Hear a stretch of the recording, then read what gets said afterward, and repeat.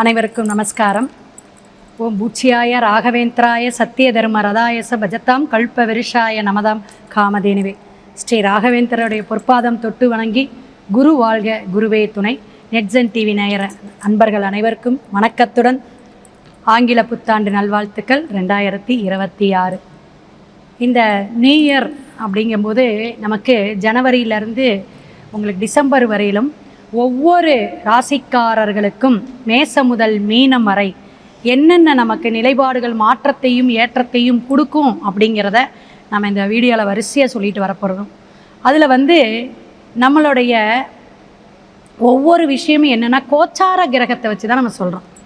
ஜனன ஜாதகத்தில் உங்களுடைய கிரகத்துடைய அமைப்பு நிலைப்பாடுகள் என்னன்னு கவனிக்கணும், தசாபுத்தி என்னன்னு கவனிக்கணும்.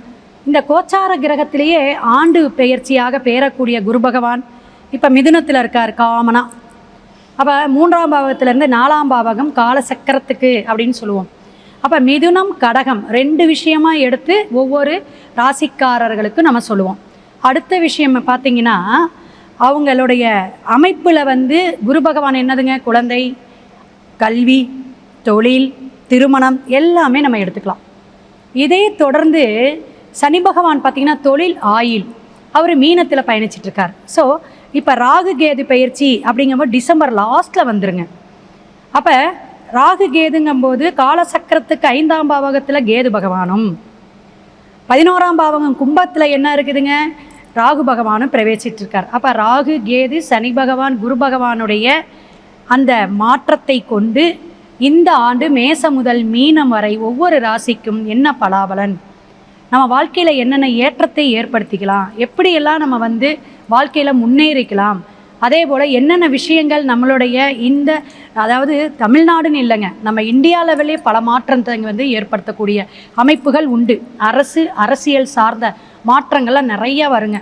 இந்த கூட்டு அப்படிம்பாங்க, கூட்டு சேர்க்கைங்கிற மாதிரி இந்த கூட்டு படி இருக்கக்கூடிய 2-3 ஆட்சியோட அமைப்பில் தான் இந்த ஆட்சியே அமைய போகுதுங்க.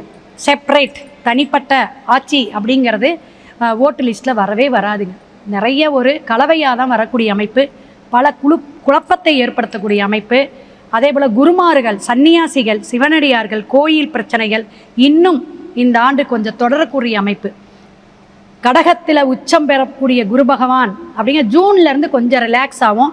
ஆனால் உண்மைகள் எல்லாமே வெளிச்சத்துக்கு வரும். ஸோ ஒவ்வொரு விஷயமும் நம்ம டிஃப்ரெண்ட்டாக மேச ராசியிலேருந்து மீனம் ராசி வரையும் நம்ம அழகாக பரிகாரத்துடன் எப்பயும் நம்ம பரிகாரம் சொல்லுவோம். ஸோ பரிகாரத்துடன் நான் சொல்ல போகிறோம். தொடர்ந்து நீங்கள் வீடியோவை பாருங்கள், ஷேர் பண்ணுங்கள், லைக் பண்ணுங்கள். உங்களுடைய சந்தேகங்கள் எல்லாத்தையுமே கமெண்ட் பாக்ஸில் போடுங்க.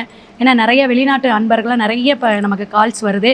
நிறைய நமக்கு சப்போர்ட் ஆதரவு கொடுக்குற அனைத்து நேயர்களுக்கும் நன்றியை சொல்லிட்டு ஒவ்வொரு ராசிக்கும் இன்னுமே பார்ப்போம். கன்னி ராசி நேயர்களே, ஹாப்பி நியூ இயர், புத்தாண்டு நல்வாழ்த்துக்கள். வாழ்க வளமுடன்.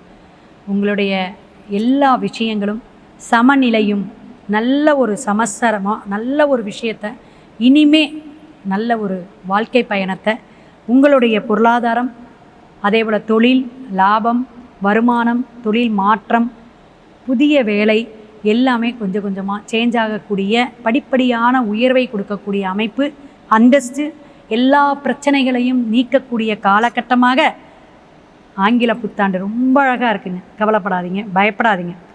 குரு பகவான் உச்சம் பெற்று 11ஆம் இடத்துல லாபஸ்தானத்தில் உட்கார்றாருங்க. இதனால தான் இதை சொன்னேன். அப்போ மே வரையும் கொஞ்சம் அப்படியே உருட்டுங்க, அடுத்தது பார்த்துக்கலாம், சரிங்களா?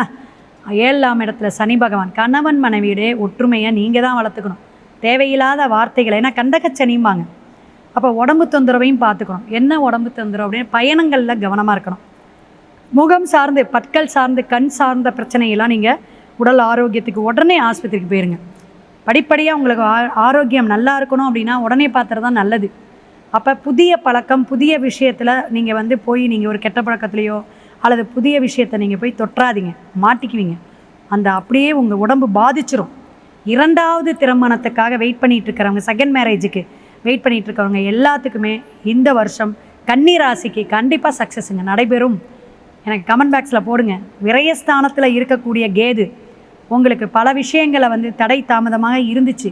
இனி வரும் காலகட்டங்கள் ஏப்ரல் மேக்கு அப்புறம் அப்படியே படிப்படியாக உயர்வை கொடுக்கும். சுபகாரியம் நடக்கக்கூடிய அமைப்பு. ஏன்னா அது சுபகாரி என்னென்னா சுப விரயமாக போயிடும், அவ்வளோதான்.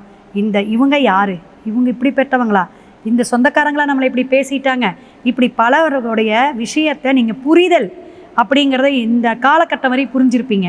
அப்போ நீங்கள் என்ன நல்ல பேர் வாங்குனீங்களா கெட்ட பேர் வாங்குனீங்களா உங்களுக்கே தெரியாது. அதெல்லாம் இன்றைக்கி நல்லவராக அமையக்கூடிய அமைப்பு, புதிய ஒரு வாய்ப்புக்கான விஷயங்கள் எல்லாமே நடக்கும் அப்படிங்கிறத தெரிஞ்சுக்கங்க. தொழிலில் மாற்றம் உண்டுங்க. சீக்கிரமாக பிரச்சனையை தீர்க்கக்கூடிய அமைப்பில், காரியமெல்லாம் ஜெயம் ஆகக்கூடிய அமைப்பில், சட்டுன்னு உங்களுக்கு இனிமேல் உயர்வு அப்படின்னு தைரியமாக இருங்க. மனசை போட்டு உழட்டிக்காதீங்க. எடுத்த காரியத்தில் வெற்றி. அரசியல் சார்ந்து இருக்கிறவங்க கண்டிப்பாக உங்கள் ஜாதகத்தை பார்த்துக்கணும். ஏன்னா இந்த அரசுங்கும்போது சூரியனுடைய அமைப்பு. அப்போ உங்களுடைய தசாபுத்தி அதுக்கு நல்ல ஒரு சப்போர்ட் கொடுத்தாதான் நமக்கு லாபத்தை கொடுக்கும் அப்படிங்கிறத தெரிஞ்சுக்கணும். இந்த சனி பகவான் சில விஷயங்களை உபாதைகளை கொடுத்துரும். அதனால் தர்தினியத்தை கூட கொடுக்கலாம், அல்லது விரயத்தை கொடுத்துரும். இதெல்லாம் கவனமாக இருக்கணும். உங்களுக்கான வழிபாடு அப்படிங்கிறத விட சாலையோரமாக ஏழை எளியோர்கள் யார் இருக்காங்களோ அவங்களுக்கு ஒரு கம்பளி வாங்கி போற்றி கொடுங்க. அதே மாதிரி தானமாக சாப்பாடு வாங்கி கொடுங்க. இந்த சின்ன சின்ன விஷயங்கள் உங்களுக்கு பெரிய ஒரு மாற்றத்தை கொடுக்கும். அதே போல் குடம் எடுத்துகிட்டு போகிற இந்த பானை, அல்லது பானை வச்சு தண்ணி ஊற்றி குடிப்போம் பார்த்தீங்களா, அந்த பானை யூஸ் பண்ணிகிட்டே வாங்க. மண் தத்துவமாக உங்களுக்கு இந்த ஆண்டு அது ஒரு தாந்திரிகம். ஸோ நல்ல ஒரு விஷயமாக அமையும். நீங்கள் சேர்த்து வச்ச காசெல்லாம் சேமிப்பாக இருக்கக்கூடிய அமைப்பும், பணம் அப்படிங்கிற விஷயத்தில் உங்களுக்கு சேமிப்பை தரும் அப்படிங்கிறத மேற்கொண்டு உங்களோட ஜாதகமும் நம்ம பார்த்துக்கணும் கன்னிராசி. அதனால் வாழ்க வளமுடன். அடுத்த பதிவு அடுத்த ராசிக்கு பார்ப்போம். சிவாய நம. திருச்சிற்றம்பலம்.